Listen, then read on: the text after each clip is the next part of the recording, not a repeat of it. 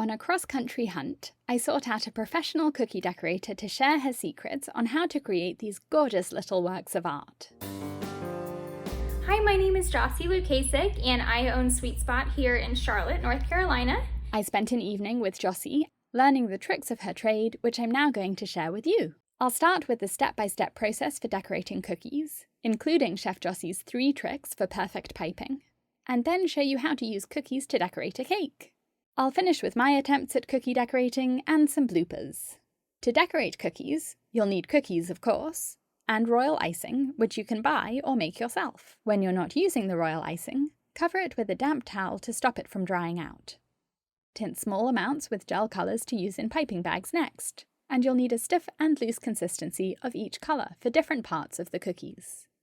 Start by outlining each colour of your design, using the piping bag with the thicker consistency of that colour of royal icing. There are 3 tricks for outlining your cookies. The first 2 go together, and they're speed and pressure. When you find the right combination of the speed you move your piping bag and the pressure you squeeze your bag with, you'll pipe a perfectly straight line. The bigger the hole you cut in your piping bag, the faster you'll have to move the bag and the less pressure you'll need to apply, compared to if you cut a small hole. And then you'll need less pressure and can move the bag more slowly. So for the most control as you pipe, a small hole is easiest. If you move your bag too slowly or apply too much pressure to the bag, the icing will wiggle as you pipe, and your line will be more of a zigzag.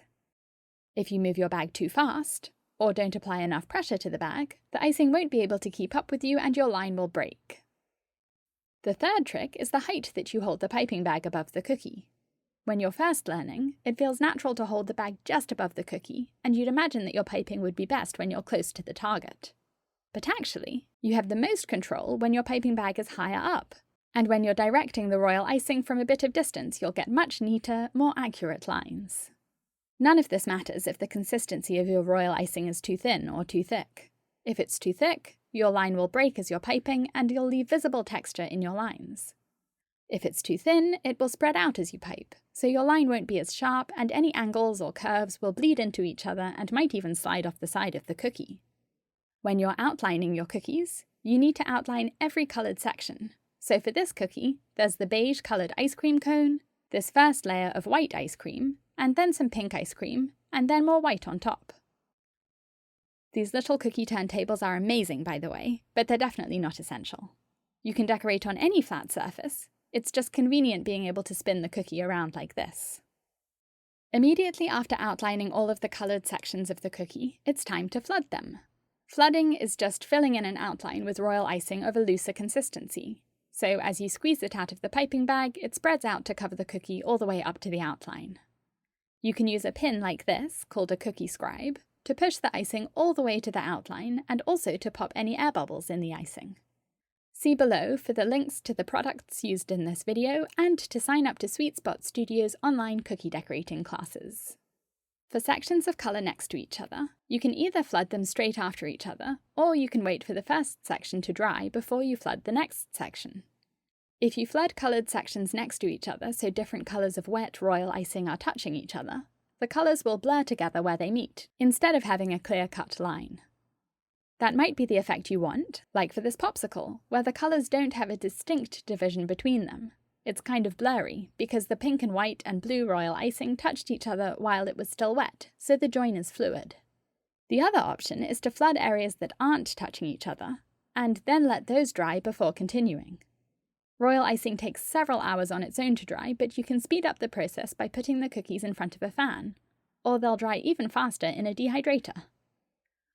For this ice cream cookie, the pink was flooded first, and then dried in a dehydrator for about 5 minutes, so when the white icing floods this section, it goes right up to the edge of the pink icing, but because the pink icing is dry and hard, the join between them is clear and solid, so the pink and white are separate sections of colour with distinct boundaries.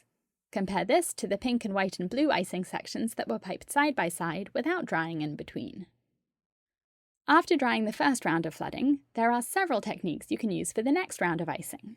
You can use royal icing with a thin consistency to flood more areas, filling in other colour sections, like the stick on this popsicle. By drying the rest of the icing first, The division between the stick and the popsicle will be more distinct than if you'd piped the stick right next to the blue icing while it was still wet. Now that the sections you flooded first have dried and hardened, you can add detail lines, like making the waffle texture on this cone, and the piping will sit on top of the layer of icing that's dry. You'll need a stiff consistency of icing for this, the same stiffness as you used to outline. If you had piped these details on before letting the first layer dry, the details would sink into the wet base layer of icing. A fun technique with stiff consistency icing is to add texture. These squiggly circles are holding their shape after being piped, and this consistency is the same as for outlining shapes. If you used thinner icing, like you used for flooding the shapes, the icing would sink down and spread out and lose its texture. This texture is great for the rough part at the bottom of a scoop of ice cream, and to make it look less neat, you can smudge the lines by scratching them with a cookie scribe. The same technique works well for the texture at the top of an ice cream cone, using zigzag lines instead of circular loops. Create shapes on top of other shapes by outlining another section of colour over one of the first sections of colour, and then filling it in. This is going to look like chocolate syrup on top of the pink ice cream. This icing is a combination of the stiffer icing used for outlining and the thinner icing used for flooding, so the consistency is somewhere in the middle and it works for outlining the syrup and also for flooding it. By piping this on top of another colour, which has already dried, you're adding thickness to the icing, which adds dimension and it really looks like syrup poured on top of the ice cream. You can do this with all sorts of shapes, like these little lines for sprinkles. If you piped these onto wet icing, they would sink into the icing instead of sitting on top of it. You can use icing as glue to attach sprinkles to your cookies. After an area of icing has dried, pipe a little dot of icing with a stiff consistency, and then press a sprinkle into it. As the dot of icing dries, it will secure the sprinkle in place. You could press the sprinkle into the base layer of icing on the cookie while it's still wet, so that the sprinkle sticks onto it, and you wouldn't need to add the dot of icing as glue. But the pressure you use as you push the sprinkle in can make the layer of icing bulge. By doing it this way, with a dot of icing as glue, you have more control because you can adjust the sprinkle after pressing it into the dot, shifting it a bit lower or higher before the dot dries and sets the sprinkle in place.